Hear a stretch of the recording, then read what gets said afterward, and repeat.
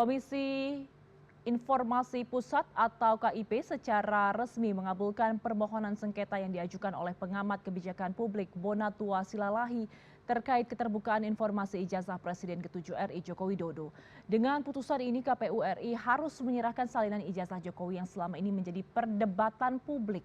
Lantas apakah ini merupakan akhir dari perdebatan validasi ijazah Jokowi? Kita akan bahas malam hari ini bersama Abdullah Al-Katiri, kuasa hukum pelapor, dan Andi Azwan, Ketua Umum Jokowi Mania. Selamat malam Pak Abdullah, selamat malam Bang Andi, terima kasih waktunya. Selamat malam.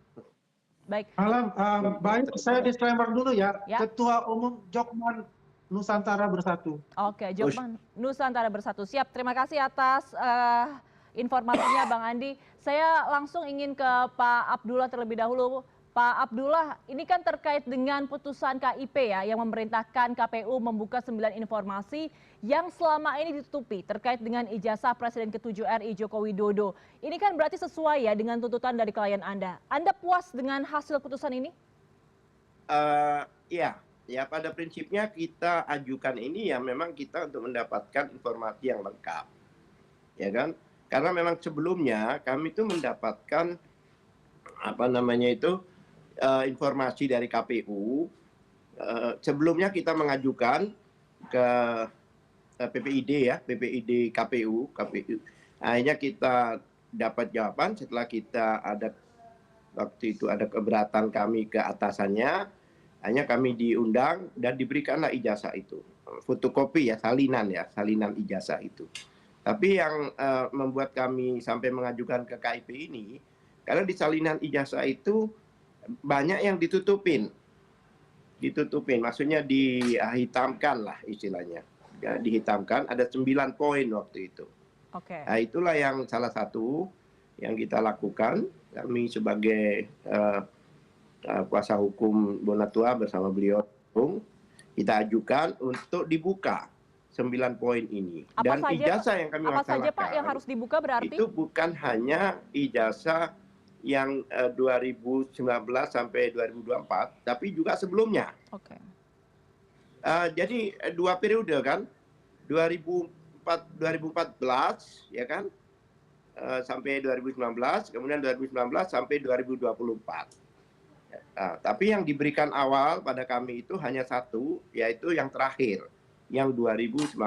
Dan sebelumnya sih kami juga melakukan gugatan, bukan permohonan ya, tapi awam biasanya mengatakan gugatan, ya kan, permohonan ke KIP, yaitu kami juga memohonkan untuk mendapatkan salinan ijazah itu dari ANRI, ya kan, Arsip Nasional. Karena biasanya dokumen-dokumen negara itu, apalagi yang berhubungan dengan sejarah dan dengan satu yang berhubungan dengan ijazah dari pejabat negara dan sebagainya selevel presiden ini, karena presiden ini kan masuk dalam sejarah ya, itu disimpan di ANRI. Tapi kami juga heran, ANRI tidak menyimpan. Bahkan dokumen yang 2014 pun itu kan dokumen yang sudah tidak digunakan. Istilahnya itu sudah bukan dinamis lagi, tapi dokumen statis. Nah, biasanya dokumen statis ini disimpan di ANRI. Pada waktu itu kami mohonkan, hanya diputuskan sampai akhir persidangan ternyata ANRI tidak menguasai. Meskipun sudah berkali-kali diminta ke KPU, tapi KPU tidak memberikan. Bahkan KPU mengeluarkan pada waktu diminta itu oleh Bonatua, malah mengeluarkan suatu keputusan yang waktu itu kontroversi itu kan, yang dicabut kembali itu, yang ada 16 poin dan sebagainya itu. Nah, dasar ANRI, dasar KPU tidak menyerahkan ke ANRI waktu itu adalah itu. Putusan yang sebenarnya sudah dianulir, sudah dicabut kembali kan, putusan KPU waktu itu. Jadi menarik sekali gitu loh. Makanya pada waktu itu putusan menyatakan bahwa ANRI tidak menguasai dokumen itu, yang mana seharusnya menurut Undang-Undang Kearsipan harus memang sudah disimpan di ANRI sebagai arsip nasional. Oke. Itu ceritanya. Baik, Pak Abdullah, saya kembali meng-highlight kata-kata Anda, ada 9 informasi yang ditutupi dari ijazah Presiden ke-7 RI Joko Widodo, tapi mewakili pertanyaan masyarakat, Pak, sebenarnya. Sejak awal kepentingan dari klien Anda, Bu Natwa Silalahi, untuk memperjuangkan informasi tersebut, itu apa, Pak, kepentingannya? Sebenarnya kepentingan beliau ini kan adalah peneliti, bahkan internasional. Sebenarnya untuk kepentingan penelitian, ya kan? Kepentingannya itu untuk kepentingan penelitian. Jadi dasarnya sebagai apa istilahnya itu legal standing dia mengajukan. Satu dia sebagai Scopus ya, bahkan peneliti levelnya yang level atas ya. Selain peneliti juga sebagai warga negara. Karena warga negara itu berhak untuk mendapatkan informasi apa istilahnya publik, pejabat publik. Apalagi informasi itu adalah informasi publik. Kenapa demikian? Karena ijazah itu digunakan untuk permohonan sebagai pejabat publik. Oke. Berarti itu merupakan menurut Undang-Undang KIP itu adalah dokumen publik yang mana setiap warga negara berhak untuk mendapatkan, ya kan? Ya, oke. Apalagi di pasal 28 F Undang-Undang Dasar menyatakan bahwa setiap warga negara berhak berkomunikasi, mendapatkan informasi dan kelola dan sebagainya. Baik. Jadi dilindungi oleh undang-undang. Baik. Oke, saya langsung ke Bang Andi. Bang Andi, mungkin saya bisa minta tanggapannya terkait putusannya dulu, Bang. Ini putusan KIP yang memerintahkan KPU RI membuka informasi ijazah Jokowi ke publik. Tanggapan Anda seperti apa? Ya, ayo, selamat malam pemirsa CNN. Tanggapan kami biasa-biasa saja. Tidak ada satu yang istimewa untuk itu. Karena pun ijazah Pak Jokowi yang aslinya pun yang ada di Polda Metro Jaya sudah ditunjukkan kepada para tersangka tersebut, ya kan? Baik klaster 1 maupun klaster 2.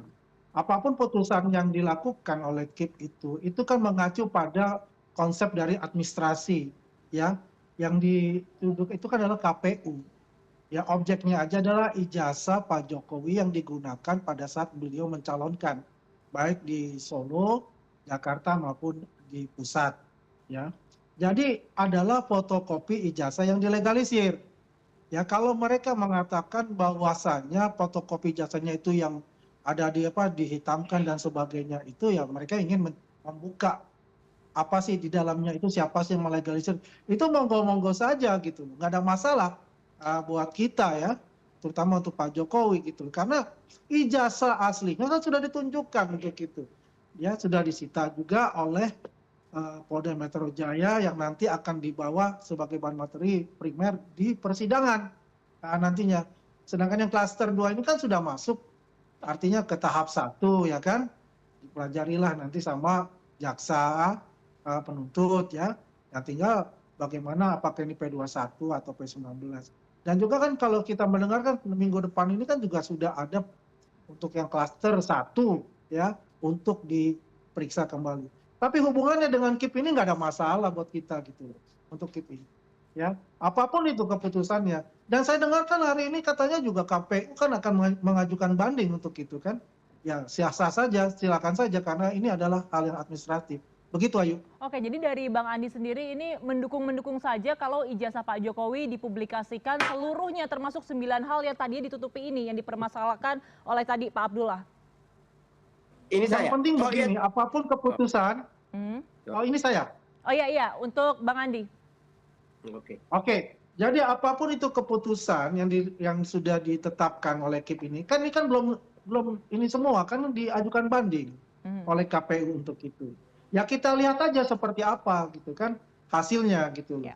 Apakah bandingnya mereka ini diterima kan begitu kan, menggugurkan dari keputusan KIP. Kan kita belum tahu seperti itu.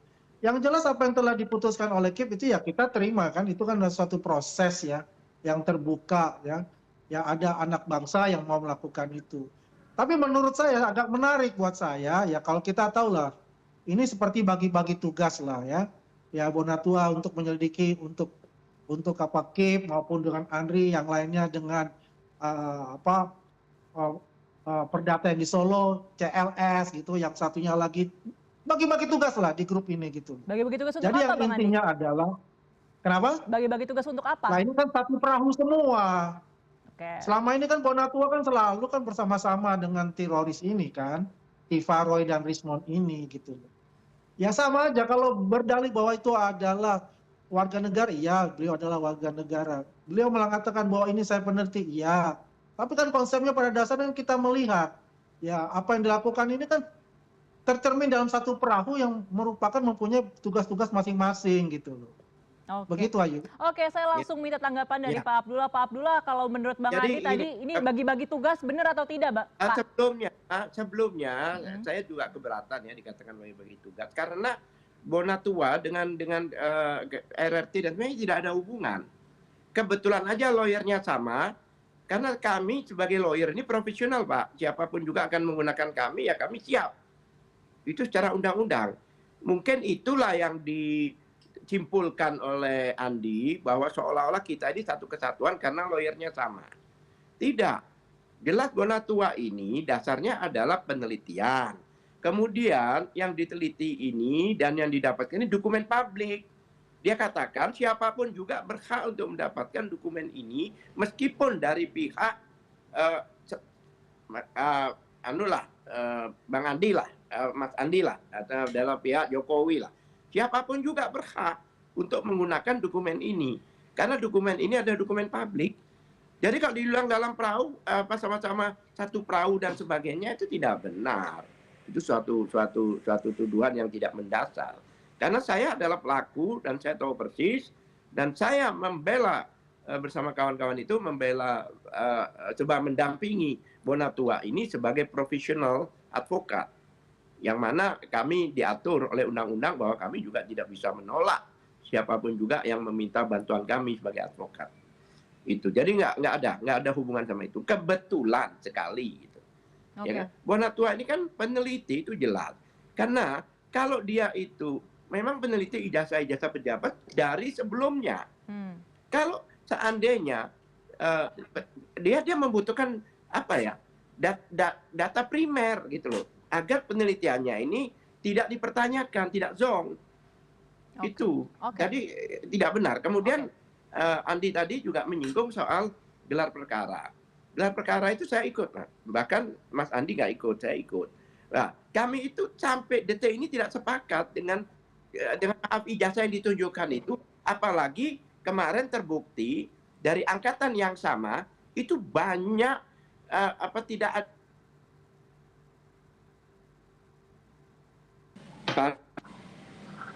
Halo? Pak Abdullah, masih bersama kami?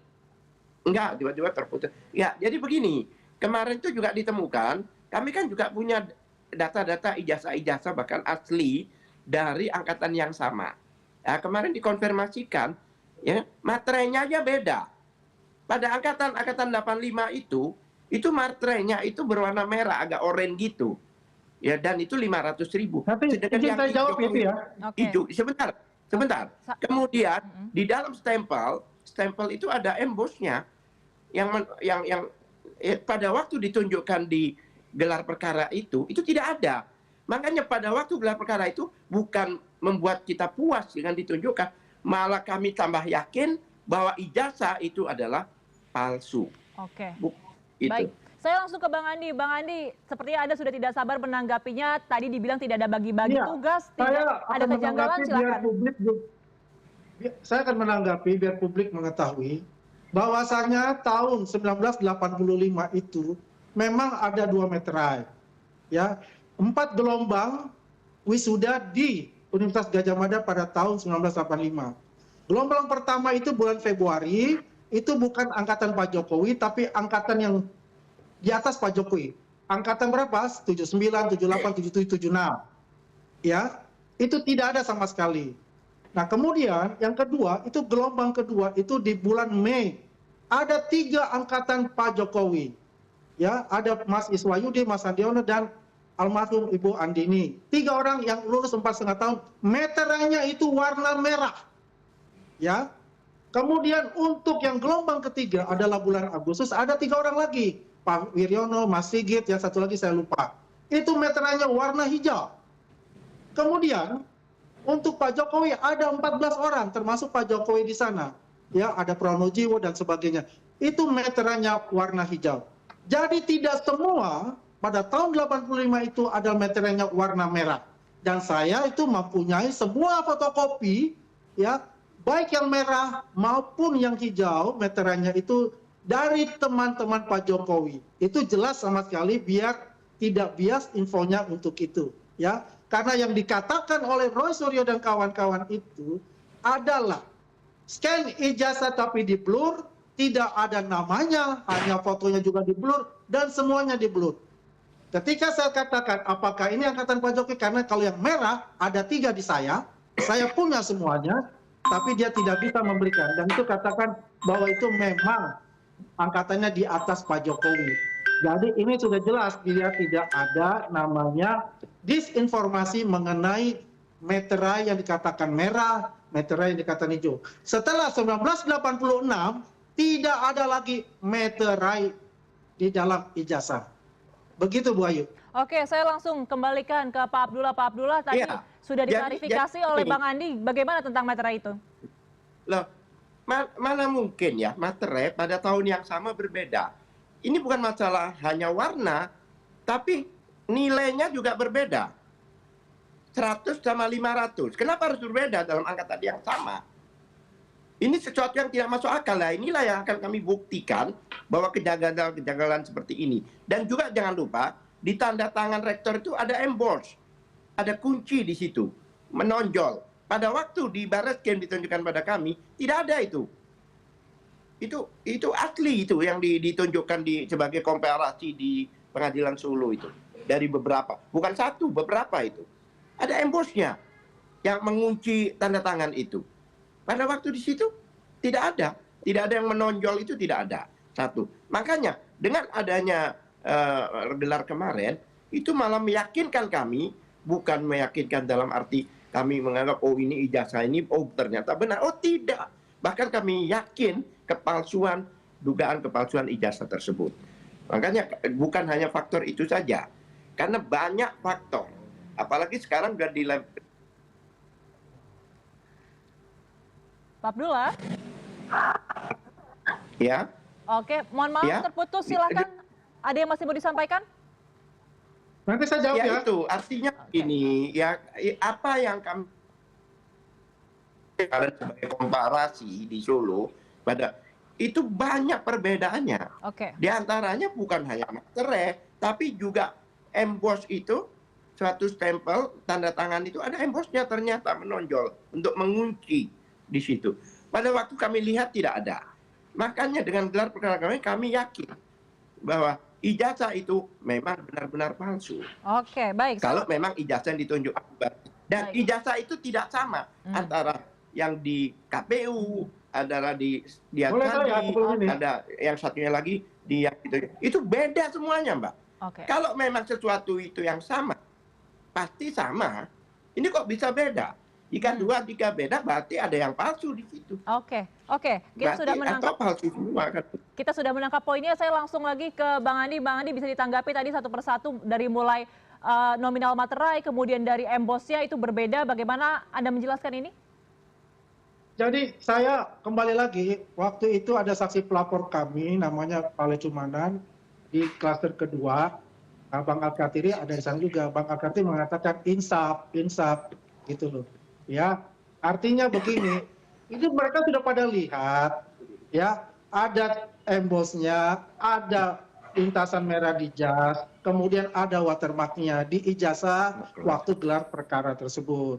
Kalau Andi Aswan dikatakan tidak ada waktu itu, waktu itu saya memang di samping. Tapi ketika jam 3.30 sore, ketika Polda Metro Jaya diminta oleh Ombudsman juga untuk membuka itu ijazahnya Pak Jokowi yang asli yang ditahan itu, saya ada di sana, saya melihat ya apa yang dilakukan oleh Ibu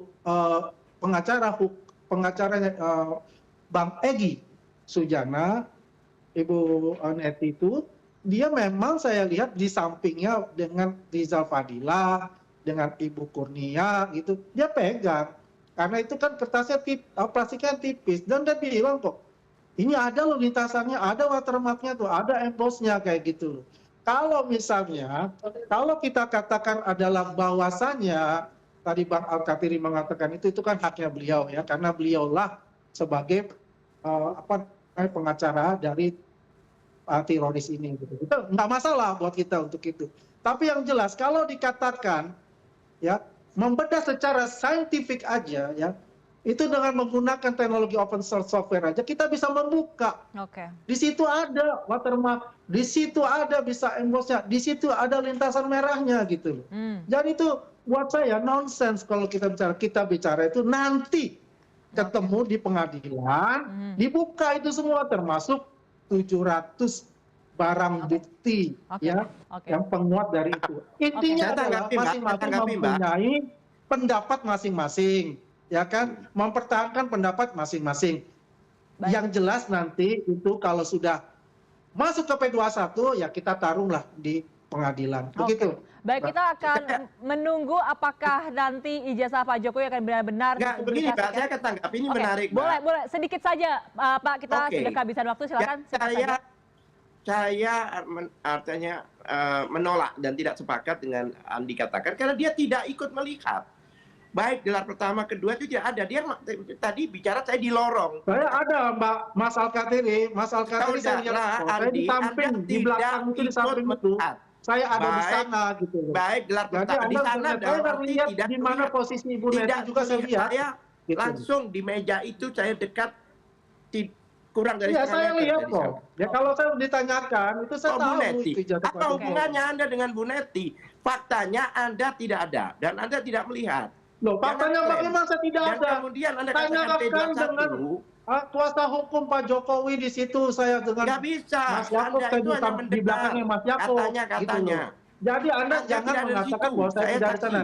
Pada jam 3, kenapa saya tahu? Karena jam 3.30 saya melihat itu. Maupun nah, yang itulah kedua, saya lihat di mana posisi Bu Neti. 12 jam saya ya kan? ikut itu. Ya kalau Anda mengatakan jadi tidak ada dia, itu karena hak dari Anda kemarin sebagai dikatakan seolah-olah untuk membela hak klien saudara. Tapi jangan dikatakan bahwa saya tidak ada di sana. Tidak ada di sana. Tidak ada di ya, sana. begitu Mbak. Oke, siap. Jadi kalau P21 saya tidak yakin jaksa akan P21 kan. Ada jaksa. Yang jelas tinggal aja kita lihat bagaimana di pengadilan itu. Begitu aja. Dan profesional. Oke, baik. Bapak-bapak, kita akan menunggu seperti apa nanti ujung kasus dari perdebatan masalah ijazah Presiden ke-7 Jokowi ini. Apakah betul akan dipublikasikan atau tidak. Kita sama-sama tunggu bersama. Terima kasih telah bergabung bersama kami Pak Abdullah Alkatiri dan juga Bang Andi Aswan. Selamat malam, sehat selalu Bapak-bapak. Terima kasih. Oke, selamat malam. Terima kasih.